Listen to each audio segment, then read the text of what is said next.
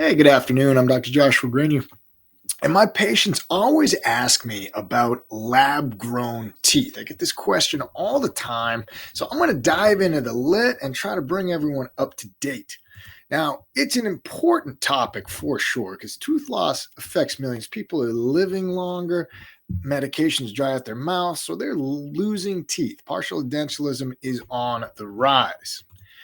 And the result is, how can they replace these inevitably missing teeth? Because there are issues with current solutions. Dental implants are great. You can't get cavities on them, but they can break and you can get periodontal disease around them. So you still have issues. Plus, they don't have any sensation, they don't feel pain. You can try to fix your teeth with crowns and root canals and fillings and whatnot, but even those solutions can run into problems, and there's a shelf life on many of them as well.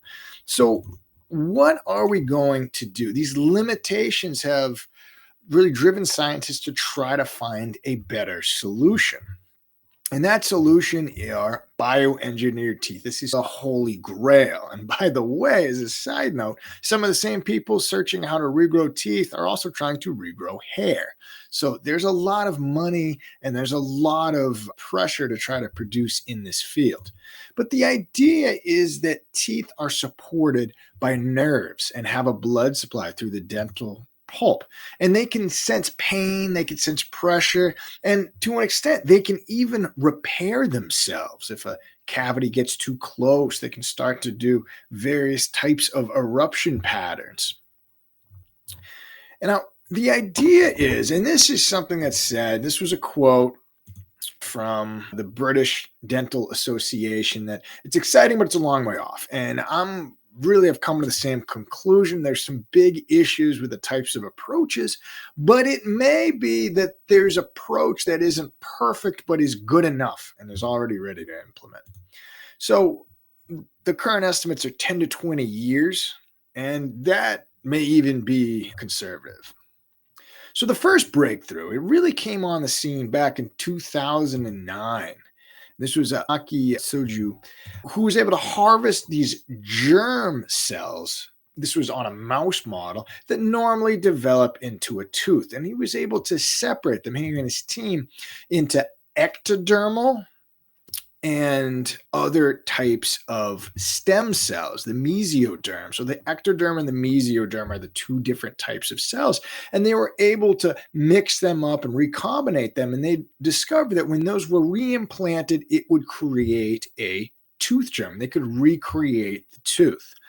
However, these are the ideal situations where you're taking these stem cells that are already differentiated to form a tooth. Practically speaking, this isn't useful in a human model, but it does illustrate, this really set the foundation that this type of thing is possible. Now, the result is, in this mouse model, they were able to get a fully formed tooth, dentin, enamel, pulp, blood vessels, nerves. It could chew, it could feel pain. They were able to recreate this and essentially move it. Very exciting. But this was the idea that if you create a scaffold, which is roughly the shape of a highly immature tooth germ or tooth bud, and place that in an animal or even a human, you could put growth factors in it that would then cause stem cells to start to migrate into that matrix. And there are stem cells, there's mesenchymal stem cells in bone marrow, like the kind in your jaw. So these stem cells are there. And if they're in the right situation, they can begin to differentiate into the types of. The real problem with this is it's very difficult to get it to form enamel. That's made by ameloblast cells, and those are specially differentiated ectoderm cells. An interesting pulp, dental pulp, and various other things are already ectoderm, or gum tissue are already ectoderm. So you can use other types of sources for that, but it's difficult to get a perfectly formed tooth using this method. We've tried to use human tooth bud with readily available human cells, but again, you can use adult gum tissue, and then the mouse embryonic cells, those germ cells. It's very hard to get human germ cells. And this was successful. It was able to develop a small tooth. However, a lot of these ones, they can even use urine cells. So there's all kinds of different ways to generate stem cell lines. But the real problem is a tooth is incredibly complicated. It's a mini organ with several different types of tissues where the enamel actually grows outwards and the pulp grows back the other way. Enamel is the outer hard layer, which is heavily mineralized. It's a cellular. Once it's completely done, there's dentin underneath, which is much softer. It has dentinal tubules. And finally, there's pulp, which contains predent, the mechanisms to make more dentin. And it can still grow inwards. And it has nerves and blood vessels and even immune cells and stuff like that. Finally, there's the periodontal ligament, which is a fur that basically goes all the way around the tooth, which is then surrounded in cementum, which is around the dentin, and it goes inside that and also connects onto bone. And that's what provides the shock absorber that allows teeth to stay in our skeleton. It's very strong. It works very well and gives you some proprioception when you push on the tooth. So there's a lot going on, and all of that is involved as the tooth erupts into the dentinal cavity. So trying to recreate all of this in a way that makes sense requires very precise timing. Different things happen. And as a result, it's very hard to create a matrix that's artificially made that does all of these things. So a lot of what they've done, there's a team at Tufts that has come remarkably close by bioengineering teeth in pig jaws being roughly the same size as ours, the teeth being fairly similar in size.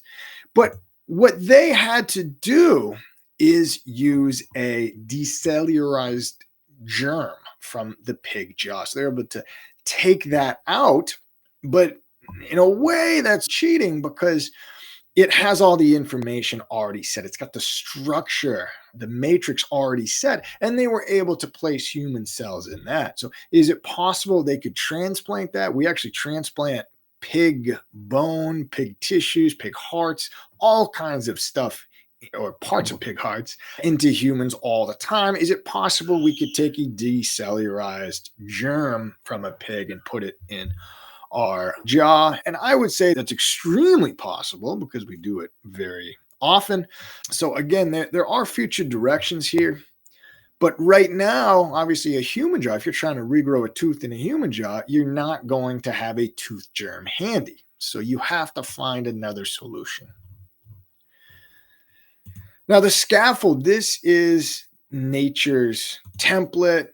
And the idea, again, what she did is she removed all the cells from the tooth bud, leaving only that matrix. And that matrix is really what we would need to copy. And they were able to reseed that with tooth bud cells, human stem cells.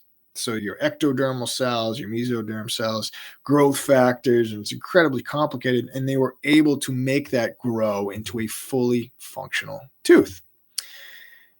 But how do we get this in a human? And once again, the ethical thing is human embryonic tooth bud cells are very hard to get ethically. You can't really donate that kind of stuff. People use them. The idea is, the problem, once again, is recreating the types of signals are incredibly complex. If you were to remake this very complicated tooth structure, we would have to go a long way before we actually get there. And there's been some bright spots, but still, in a way, we're cheating. We're not doing this from scratch yet. Now, there are breakthroughs. There's many people working at this. King's College in London, they're making materials that are working on this. There's been a lot of progress on making these types of artificial matrices. They can be made out of gel, cellulose, whatever it is, some sort of thing that can resorb easily. Now, by the way, these still need to be surgically implanted. You can't just put it on the outside and expect it to grow. You have to actually put these in there some way. So again, it's still a surgical procedure. So it really has a long way to go to overtake the dental implant. And again, these mimic the natural cell line, but again, they're not perfect. But because already they're noticing that sometimes they accidentally make bone-like structures. And even if that's all we end up doing is just creating a bone-like structure, that will be incredibly powerful for grafting, even if we eventually do an implant. So it's important. So really, there's a couple of different options. Maybe it's possible eventually to be able to grow a tooth in the lab and then transplant it. We may be able to grow it in the body and use our own stem cells. And I think that would be the gold standard here. But really, there's a bunch of different approaches, a bunch of different ideas, and nothing has quite worked yet. There is a long way to go. Now, there's a third idea that's out there. And this is what people tend to hear about on the news, these regrowing things. These are actually human trials in Japan. Very exciting stuff. But there's something called USAG1, and it is a brake on tooth formation. And what's exciting about that is that we actually have the potential to make a third set of teeth, or perhaps even more than that. And this USAG1 is a chemical that stops tooth development. And by creating an antibody to it, they're able to essentially suppress it. And when that happens, at least in animal models, those models start developing new teeth. And this is very useful because there are animal models that don't make teeth, they're missing teeth. There's humans that also miss many teeth, and they are able to generate another set of teeth. The problem is it's not exact, where you may generate a tooth in an area that you already have a tooth. You don't generate every tooth. Younger people tend to generate more than older people. And obviously we'd be looking at older people that need a full set of teeth. And no, at this time, you may get a few new teeth, which may be good, but you're not going to regenerate your whole dentition. So there are some, and maybe you'll be able to isolate it, but there's a lot of work to do. It's important to explore, and it's non-surgical, which is great. And it's something to monitor. I think this is an exciting medication to watch. It's actually got important for kidneys as well. So again, very exciting, but it's not really targeted to grow a single tooth, which is what most people need right now.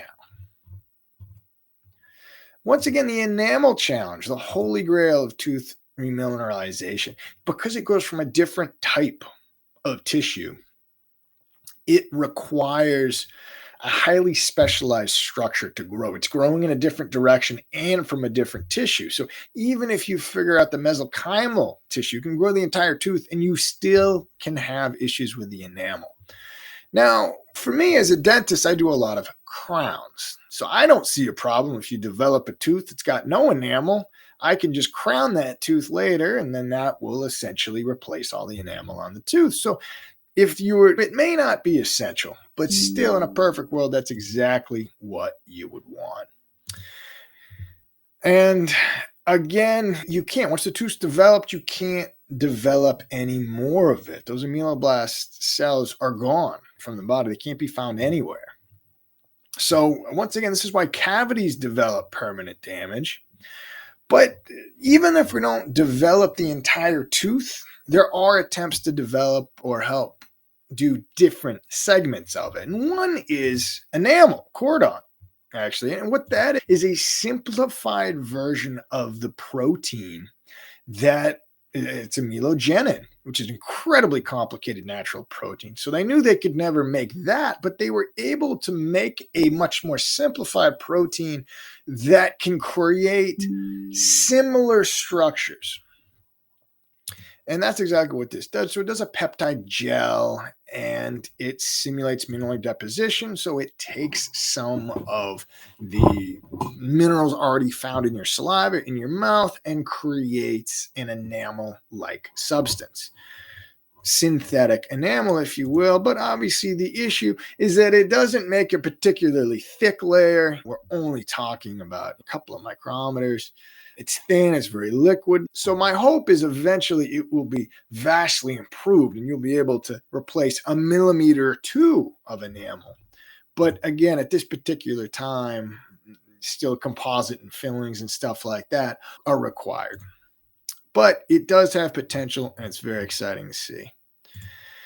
Now, anytime you're talking about incredible complexity, obviously machine learning, all these different types of things are incredibly influential in genetics, in medicine, protein folding. They can simply solve issues that you really can't solve by hand. So it's exciting, especially when you have a problem, a 3D problem of how you create a certain shape of a tooth that happens to be something that's already being studied in other aspects. There's a big business in generating dental crowns. Is there a way to also engineer a dental crown based on the types of growth factors that would require to make that crown? It's very possible. Can you create a serum? Can you help design a scaffold for a certain cell?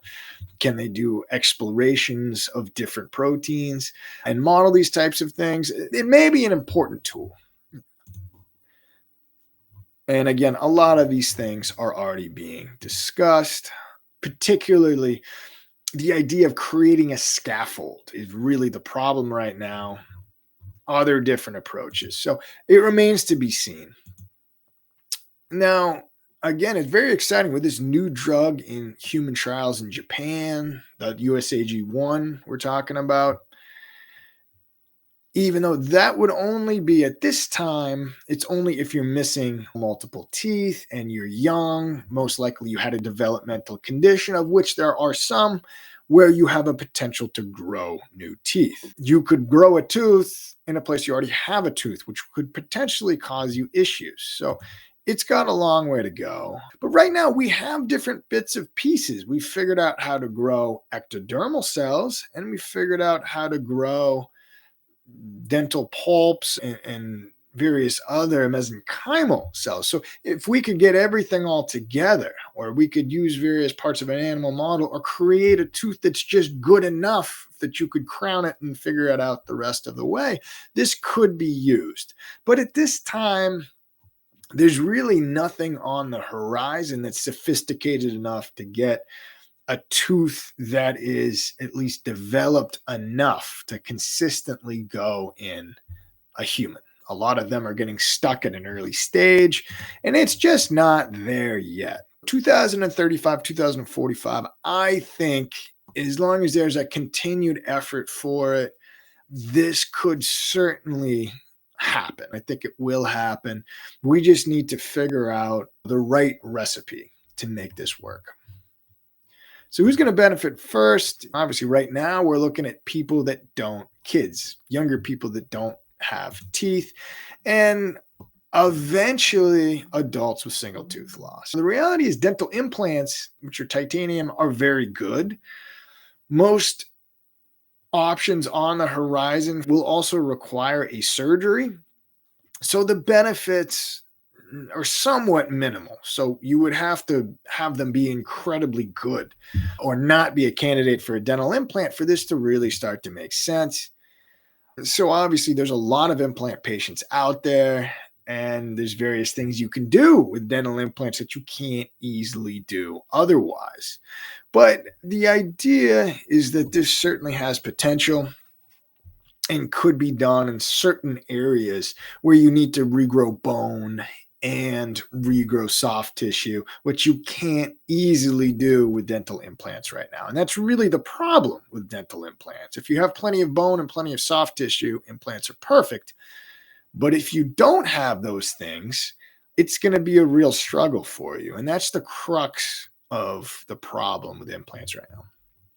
So the changing role of dentists, if this becomes 20 years, which is something I may see in my career, I hope I do, is all of a sudden your role is going to be really understanding how this works and possibly implanting a tooth blood or a scaffold instead of an implant and letting it take hold.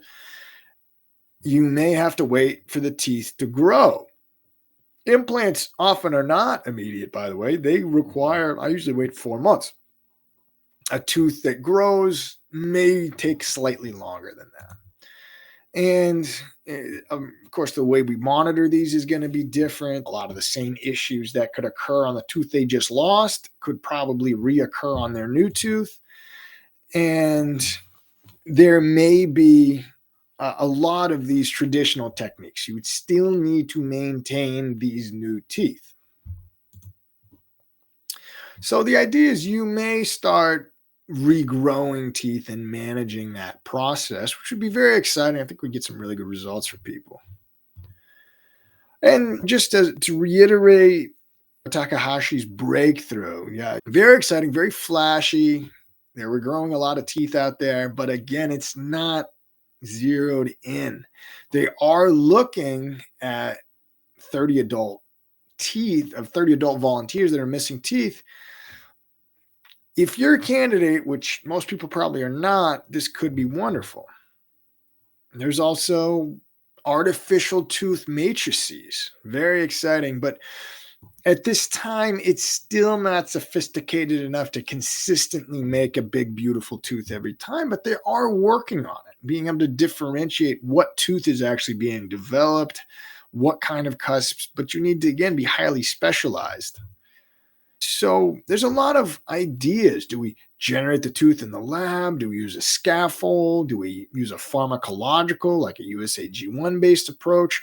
Or maybe we start just targeting pulps. There's various techniques where you could possibly, instead of doing a root canal, what if you were just able to regrow the whole nerve, sterilize the whole tooth, and then try to regrow the whole nerve? This is actually already done on pediatric patients. Revascularization has been done for a long time.